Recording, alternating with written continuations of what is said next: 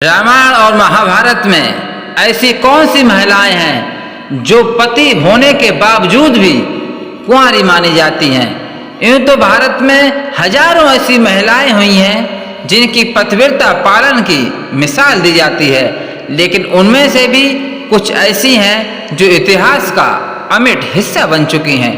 हिंदू इतिहास के अनुसार इस संसार में 5 ऐसी महिलाएं हैं जो विवाह के बंधन में बंधने के बाद भी कुंवारी मानी जाती हैं। और खास बात यह है कि हर महिला का एक से अधिक पति है, फिर भी कुंवारी हैं। ऐसा क्यों, आइए जानते हैं। और माना जाता है कि इन 5 कन्याओं का प्रतिदिन स्मरण करने से सारे पाप धुल जाते हैं।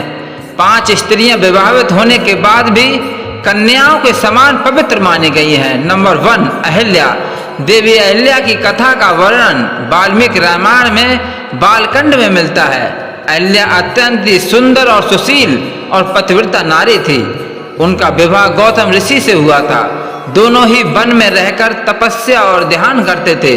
शास्त्रों के अनुसार देवराज इंद्र ने गौतम ऋषि की पत्नी अहिल्या के साथ उस वक्त छल से सहवास किया था जब गौतम ऋषि प्रातःकाल 4 बजे आश्रम से बाहर स्नान करने गए थे।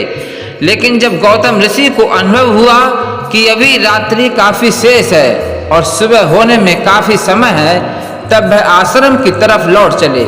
जब गौतम ऋषि आश्रम में पहुंचे तभी देवराज इंद्र आश्रम से बाहर निकल रहे थे। उन्होंने इंद्र को पहचान लिया। इंद्र द्वारा किए गए इस कुकृत्य को जानकर मुनि क्रोधित हो उठे और उन्होंने क्रोधवश देवराज इंद्र और अहिल्या को श्राप दे दिया। अहिल्या द्वारा बार बार क्षमा याचना करने और ये कहने पर कि इसमें मेरा कोई दोष नहीं है, पर गौतम ऋषि ने कहा कि तुम शिला बनकर यहाँ निवास करोगी। त्रेता युग में जब भगवान विष्णु राम के रूप में अवतार लेंगे तब उनके चरण रज से तुम्हारा उद्धार होगा। नंबर 2 द्रौपदी। कहते हैं कि द्रौपदी का जन्म यज्ञ से हुआ था, इसलिए उसे याज्ञिनी भी कहा जाता था। द्रौपदी को 5 कन्याओं में शामिल किया गया है। द्रौपदी धीरजवान, पवित्र और महान महिला थी। महाभारत काल में ये 5 पांडवों की पत्नी थी। द्रौपदी के चीरहरण के समय भगवान श्री कृष्ण ने द्रौपदी की लाज बचाई थी। नंबर 3 तारा। तारा एक अप्सरा थी जो समुद्र मंथन के दौरान निकली थी। बाली और सुसेन दोनों ही इसे अपनी पत्नी बनाना चाहते थे। उस वक्त निर्णय हुआ कि जो तारा के वामांग में खड़ा है वह उसका पति और जो दाहिने हाथ की ओर खड़ा है वह उसका पिता होगा। इस तरह बाली का विवाह तारा से हो गया। बाली के वध के बाद उसकी पत्नी तारा को बहुत दुख हुआ। तारा एक अप्सरा थी तथा बाली को छल से मारा गया था। ये जानकर बाली की पत्नी ने भगवान श्री राम को कोसा और उन्हें एक श्राप दे दिया।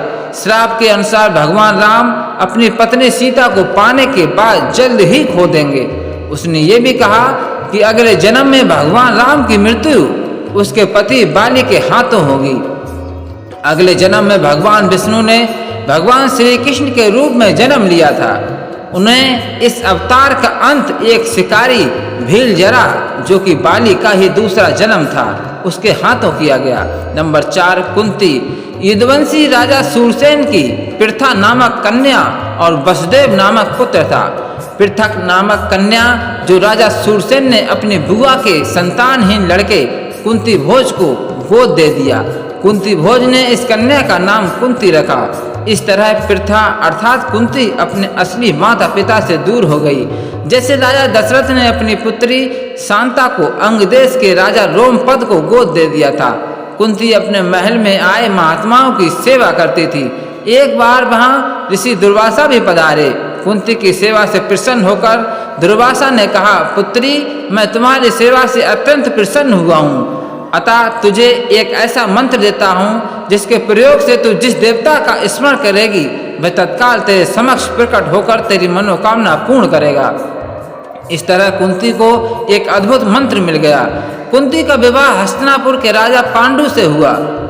कर्ण सहित कुंती के युधिष्ठिर, अर्जुन और भीम नामक 3 और पुत्र थे। नकुल और सहदेव पांडु की दूसरी पत्नी माद्री के पुत्र थे। नंबर 5 मंदोदरी।